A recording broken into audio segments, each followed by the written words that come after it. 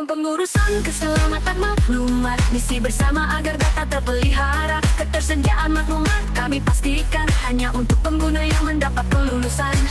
Availability ensured for the right hands. Access granted only.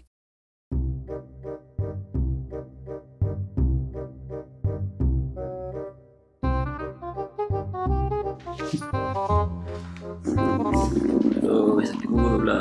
Aduh. Makan ni. Kenapa? Muka macam tak sihat ni. Wah, sakit perut lah. Aku rasa makan lah. Kenapa kau jadi gini? Macam expired benda tu. Oi, bahaya ni. Pergi klinik lah. Kenapa tu? Gua sakit perut pula. Sakit perut? Nak dah yang ni. Kenapa dengan dia tu? Makan expired. Sakit perut. Oh, dah expired? Sebab pasal expired tu, aku bawa ambil meeting. Kenapa? PCCO kita tu dah nak datang tempoh. Tinggal 2 bulan lagi. 2 bulan lagi? Boleh. Lepas tu kami nak semua file dan PC tu kena upload ke GWS dengan Google Drive. Oh, apa ni? Tahu dia cerita pasal ni tadi. Oh, ada dengar juga yang pasal PC sewa tanpa tempoh kan? Ya, betul tu. Oh, sebab itu ada pesan kata tak boleh simpan desktop saja. Kena simpan dekat mana tu? Dekat GWS. GWS Drive kan? Dekat Google Drive tu. Awak punya dah simpan? Belum lagi. Macam mana Mai? Tolong kita orang. Dia macam tu. Tolong tu. Nama kita. Cikgu nak.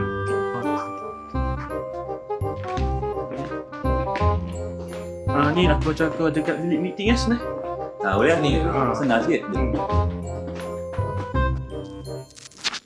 Okey, nak upload ni macam ni. Okey, buka dulu. Mudah saja. Saya tunjuk langkah pertama, iaitu menggunakan fungsi upload files di dalam Google Drive.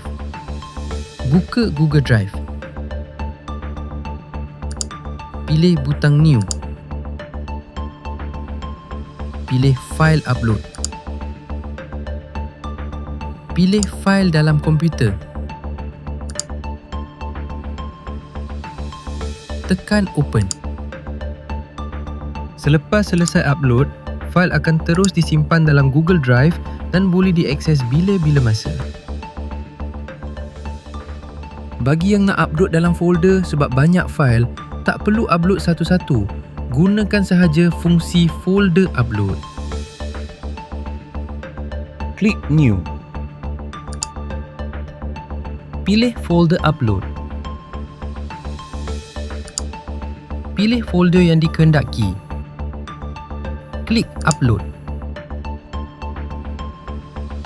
Semua fail dalam folder akan dimod naik sekaligus tanpa perlu pilih satu demi satu.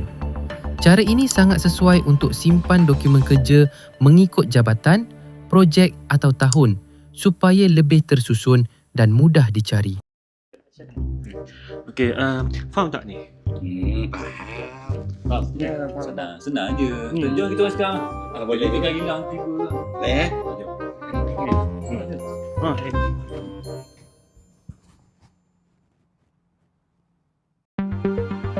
Peringatan. 1. Backup file GWS. Dulu, baru tenang. Simpan salinan fail kerja anda di Google Drive supaya data penting tidak hilang jika komputer rosak, terkena virus atau fail terpadam secara tidak sengaja. 2. Fail hilang boleh buat kerja tergendala. Amalkan backup fail secara berkala, terutamanya selepas menyiapkan tugasan penting bagi mengelakkan kerja perlu dibuat semula. 3. Jangan simpan dalam komputer riba atau PC sahaja.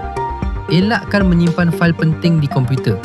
Muat naik ke Google Drive sebagai langkah keselamatan supaya fail masih boleh diakses bila diperlukan.